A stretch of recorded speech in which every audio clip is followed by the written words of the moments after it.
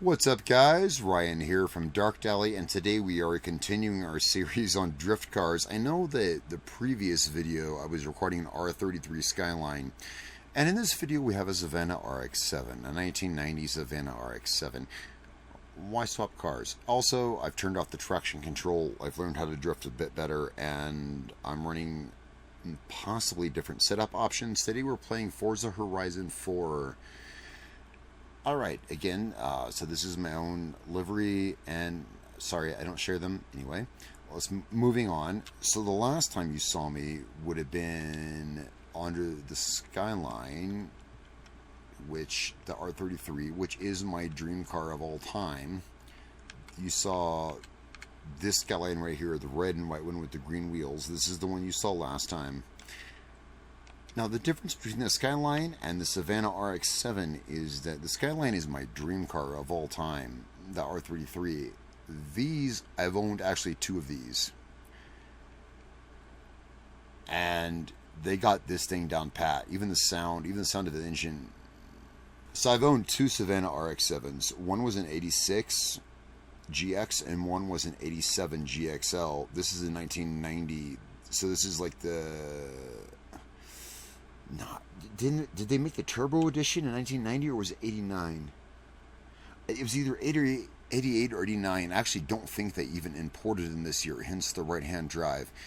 So I've owned two of these, and I wrecked them both racing. Totaled the crap out of them. So I know a little bit about the RX-7. So here's what we have here. Here I've set up a drift car. Now this is running a 26B rotary engine. So it's a 4-rotor engine. Let's take it out a little bit here. Both of my RX-7s had the 13B engine, which is a 2-rotor engine. It's a 1.3 liter 2-rotor engine. The reason I'm explaining this is because it's completely different from a reciprocating piston engine, as most of you possibly know. This is running at 26B, which is, yeah, basically two 13Bs in front of each other. Yeah, this is I think they ran this engine exclusively in Le Mans. This is the R26B engine. And I think they only ran this in the Mazda 767 Le Mans car, I think. But either way, I have that engine swapped into this. And we're putting out, I believe, 718 horsepower at 2,800 pounds. There's no traction control, but it's not. So this is a true drifting experience. Let's see what we can get.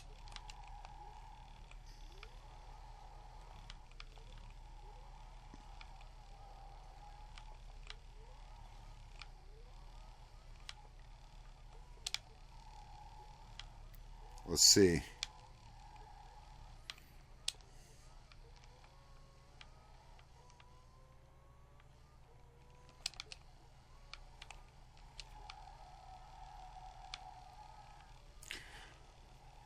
And we lost it. Yeah, I lost the drift.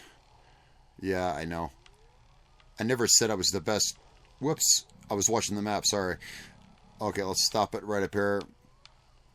Yeah, I'm not the best drift driver. Okay, but I know my shit, if you know what I mean. Alright, let's have a look at the settings. Alright, let's have a look at the settings.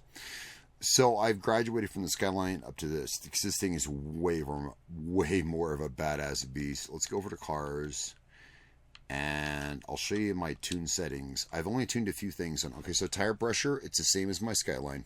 So I'm running 28 pounds in the front tires, 29.5 in the rear tires. The reason I'm doing that, I'll tell you the reason why. I'm running 1.5 pounds lower on the front.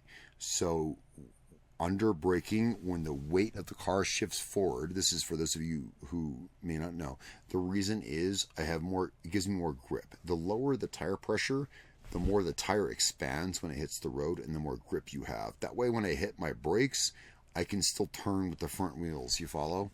Yeah. And that's going to be the same way. The other thing I have here is I've readjusted my camber. So here's the camber that I'm running on this car. I'm running -2 degrees in the front and -1.5 on the back. I run my front tires cambered out more. And for those of you who don't know what camber is, that's when your tires tilt outwards. The reason I'm running this way, and the reason you want camber, when your weight transfers from one side to the other, the car shifts like on its,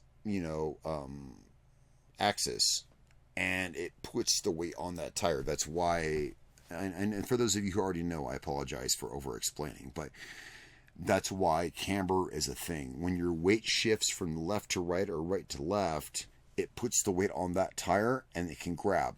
This being a drift car, that means when I am in a hard ass drift and all the weight is transferred over the left hand side, that left hand tire, it's cambered out.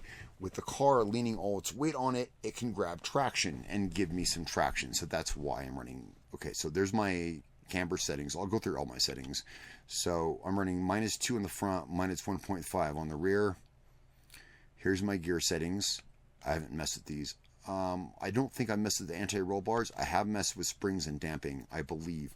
Okay, so springs and damping, for those of you who don't know. Okay, so springs and damping. Let me think. So spring softness or stiffness. Okay, so there we have springs and ride height. Okay. Soft versus stiff, pounds per inch, as it says right there. The stiffer your springs, the better you're going to handle, but the harder it is for the tires to lock up.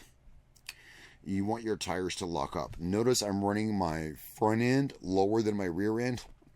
Again, it's so I can pull out of drifts. When the car's weight tilts forward, the front springs are softer. It'll catch, and the rear and the front tires have lower pressures, so they'll grab quicker. So I can pull out of drifts faster. This is how you set up a drift car. This is how I set up a drift car. All right, now damping. What damping is, because a lot of you may not know, and it explains there on the screen, but I'll tell you what it is as a mechanic. What damping is. Damping is where it's the damping of the spring. It's where the spring stops recoiling. I'm running this, it looks like stock. I'm running it, 0.1 shorter on the front than the rear. That is because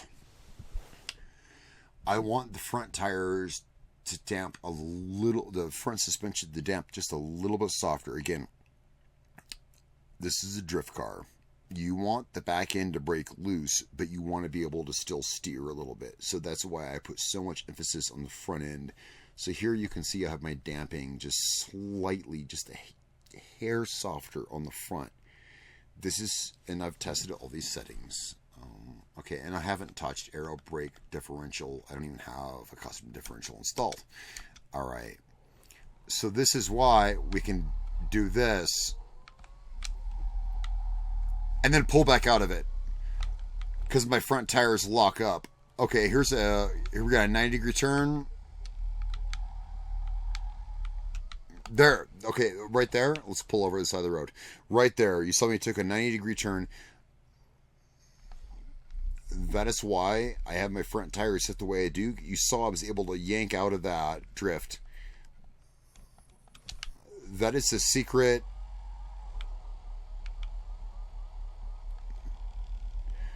You want your front tires to lock up. You want your front tires to be able to lock up. Okay, let's go back to the house, actually, and we'll see the exact parts I have on it, because actually I could be wrong. I could have made this all-wheel. Let's go back to the house. There we go. The house is right down the road.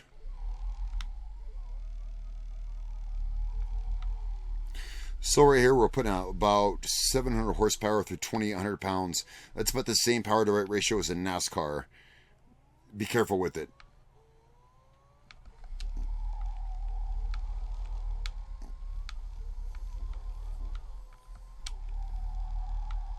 And we're going to take it back home. Am I the best drifter? No. But, okay. It's a little bit different in real life than it is in a video game. Technique I use a combination between brake and e-brake. Yeah, I use either one depending on how fast I'm going. Like right now I'm braking, brake, e-brake. And I overdid that. Yeah, we overdid that. Usually when you overdo it, here, I'll overdo it up here, you'll see what I mean. When you overdo it, when you go too far, hit reverse, counter steer, and pull out of it, and that's how you unfuck, yeah. All right, let's pull back home. Let's see exactly what parts I have on this beast. So, all right, so I've owned 2 Savannah RX-7s, but this is a JDM. Yeah, I'm totally a JDM guy. The ones I owned were American imports. They were not right-hand drive. Okay, so let's have a look at exactly what I have on this car. Let's have a look. Okay, so power, yep, 718 horsepower, 2,800 pounds. That is a lot of power. Coming from a Wankel engine, those of you who know about rotary engines, that's ridiculous. And yeah, it's a 2.6 liter. As you can see, it's a 26B. Let's go back. And we're going to look at what drive do I have on this? Okay, it is all-wheel. Yeah, when you have this much power pushing, yeah, okay. I said it was rear-wheel, but no, it's all-wheel. You kind of got to. When you have this much power cranking through an engine, I did swap it to all-wheel drive, and I'll show you the engine. It's a 26B right there. 2.6 liter full rotor racing. That's the R26B that they ran in Le Mans. And I believe is the Mazda 767. I think it's the Le Mans car they ran. I think. Correct me if I'm wrong, but that's the rotor. That's the engine they were running there.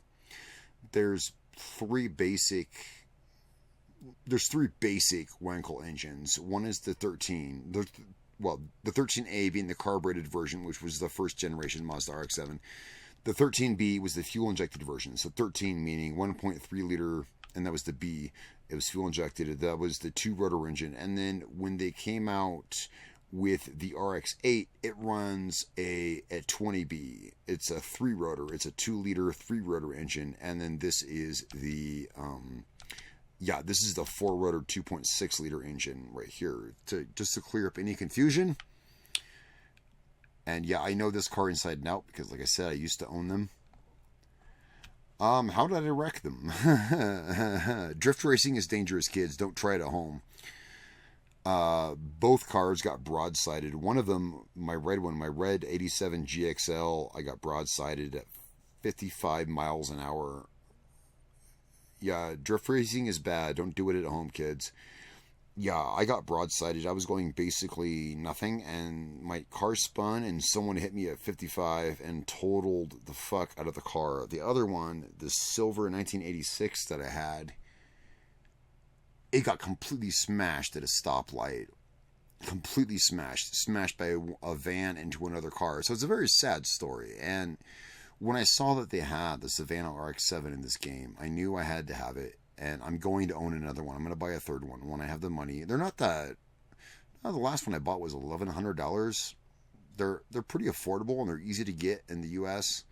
A U.S. imported one. Now, this one that you can see, this is right-hand drive. This is purely JDM. This would cost a great deal more, but anyway, to buy one in the U.S., not that bad. The last one I bought was $1,100, and that was... I don't know, 20 years ago, thereabouts, is when I had my last one, so they're not that hard to get. So there's that.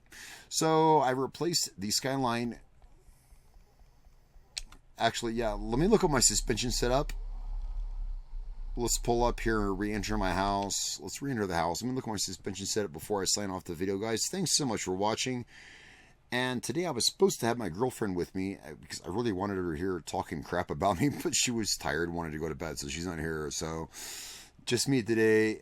Goodbye from me. Thank you so much for watching. Don't forget to subscribe and click the bell icon and keep up to date with everything that we're doing. Let's have a look at my suspension that I'm running. Okay, I'm running race. Okay, I was drifting. I said it's a drift car. It is a drift car. I'm running race springs and dampers and all-wheel drive. But you saw how... What am I saying? You don't want to go too far. If you keep this thing rear-wheel drive and put the drift suspension on it, you'll never be able to control it. You'll end up with... Here, I'll leave the house. I'll show you what you'll end up with. The most insane car in the game. Okay, I have what I believe... Okay, let me pull out of here... Alright, I have what I believe is the fastest car in the game, as far as I know. I'll show you. Oops, let's go back here. And that would be the Apollo. As far as I know, Let's just get in real quick. As far as I know, this is the fastest car in the game because it's rated X999, I think.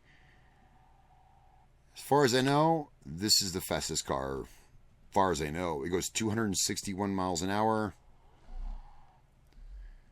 Man, it's an insane beast from hell. But it's not the most insane car. If you want my opinion of what the most insane car in the game is, I'll show you. And this is a barn find. Anyone who owns a 98 Supra RZ will know exactly what I'm talking about. This car, you have to make it all-wheel drive if you even want to drive in a straight line. That is the JZ2, 3-liter inline-6 engine in it.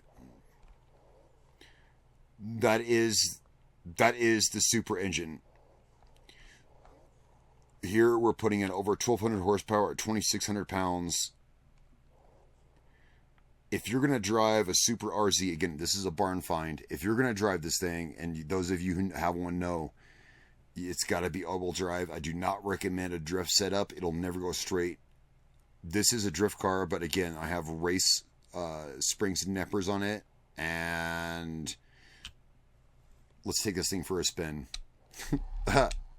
No pun intended. All right. Listen to that turbo. Yeah, isn't it badass? Okay.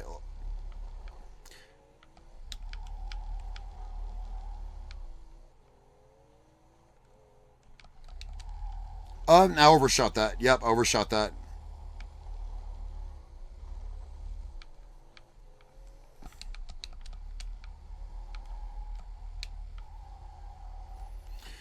Okay, let's stop this car. Let's stop it. Any of you who own a Supra RZ know how insane this is. There's even an emote in the game that says, "Is that a Supra?" Yeah, this car is an icon in this game, and any of you who own this know how utterly insane this thing is. Like, my hypercars are more drivable than this. That Apollo, Emozioni Intense, or whatever it's called, the Apollo, which it's rated like X999, which is like the highest you can get. Even that thing is more controllable than this. This thing is an unfettered beast. And those of you who own a Supra RZ are nodding. And yeah, this is running the stock inline 3-cylinder, 6-cylinder engine, the inline 3-liter 6-cylinder engine this comes with. I'm probably running a twin turbo. Well, I can hear the turbo whistling and kicking on and off. You can hear the turbo. I think I'm running a twin turbo on it. Anyway, guys, thanks so much for watching. I'm Dark Deli. I'm sorry my girlfriend couldn't be here. She was supposed to be here. She chickened out. She went to bed. She was tired. Guys, thanks so much for watching. I'll have her in the next video. I will catch you all next time. We have graduated from the Skyline to the RX-7 drift car in Forza Horizon 4. Stay tuned for more videos of weird crap that I do in this game. Thanks, guys. Catch you next time.